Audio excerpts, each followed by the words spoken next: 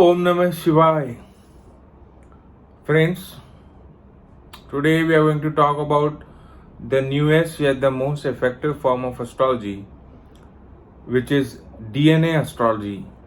The astrology which talks about certain karmic patterns in our horoscope, in our Vedic birth chart. So today we are going to talk about Scorpio sign and the place which occupies the Scorpio sign in our horoscope. There are 12 houses in our horoscope. Some of the other house is occupied by Scorpio. अब Scorpio से जुड़ा हुआ गुण ये है कि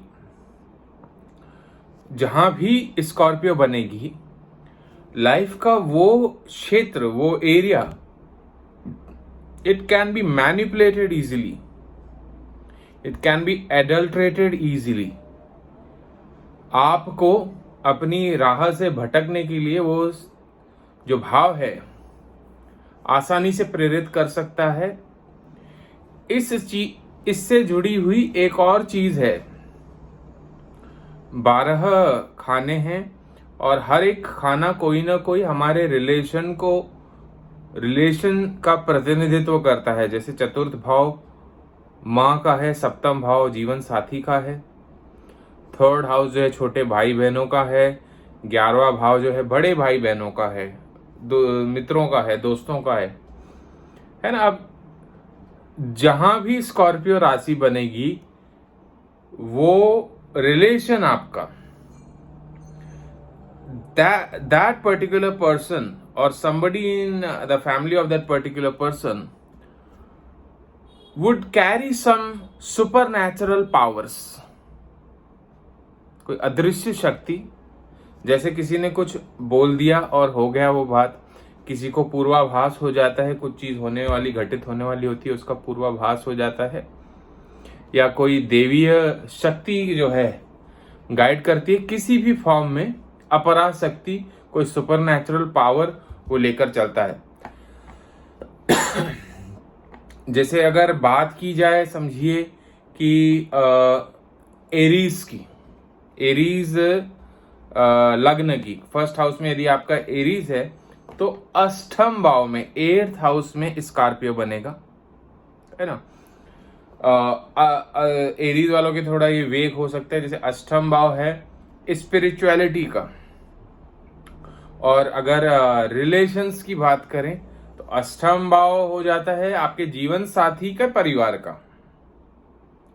अब होगा क्या कि स्पिरिचुअलिटी में जाने के लिए, है ना, कुछ जो है इंसान को आप स्पिरिचुअलिटी में प्रोग्रेस करने के लिए इंसान कोई गलत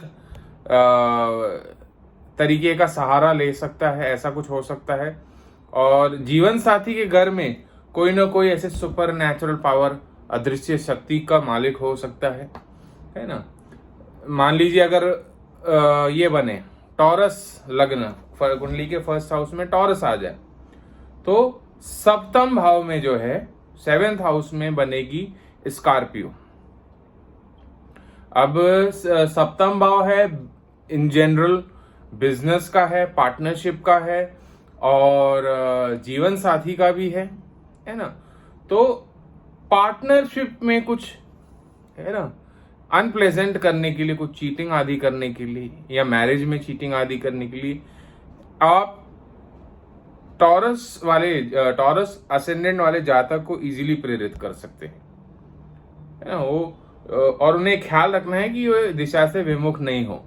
और सिमिलरली सप्तम भाव हुआ जीवन साथी का, तो टॉरस लग्न का जो कुंडली है उसका जो जीवन साथी है वो कुछ इस तरीके की अदृश्य शक्ति, कोई पराशक्ति, कोई सुपर नेचुरल पावर का धनी हो सकता है ना. अगर मिथुन लग्न की बनेगी तो 6ठे भाव में आ जाएगी, कर्क की बनेगी तो 5वें भाव में आ जाएगी.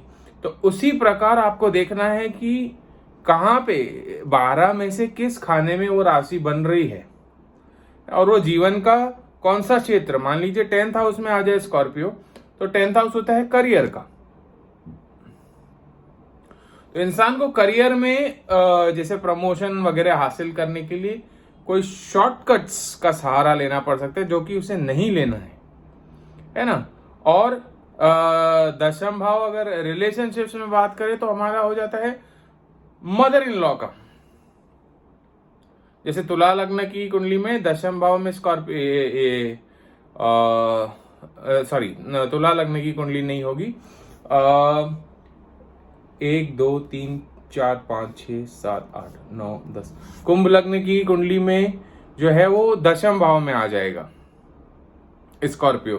तो मदर इन लॉ जो है कुछ सुपर नेचुरल पावर्स को लेकर चल सकती हैं साथ में। तो उसी प्रकार आपको हाउस देखने हैं, कौन सा क्षेत्र जीवन का वो गवर्न करता है, उससे उसमें कुछ एडल्ट्रेशन, कुछ राह से भटकने के चांसेस आपको आ सकते हैं। और उस हाउस का जो कारक तत्व रिलेशन है वो कोई सुपर नेचुरल शक्ति का मालिक हो सकता है। तो ये था डीएनए प्रिंसिपल स्कॉर्पियो राशि, वृश्चिक राशि के बारे में। यदि आप अपनी जन्म पत्रिका दिखाना चाहते हैं, अच्छे क्वालिटी के जेमस्टोन्स चाहते हैं या पूजा पाठ आदि कोई शुभ मांगलिक कार्य करवाना चाहते हैं तो संपर्क करें हमारे महर्षि एस्ट्रोलॉजिकल सेंटर में। मेरा नंबर है 9503596761। देखते रहिए मेरे वीडियोस महर्षि एस्ट्रोलॉजिकल सेंटर पे। Thanks a lot.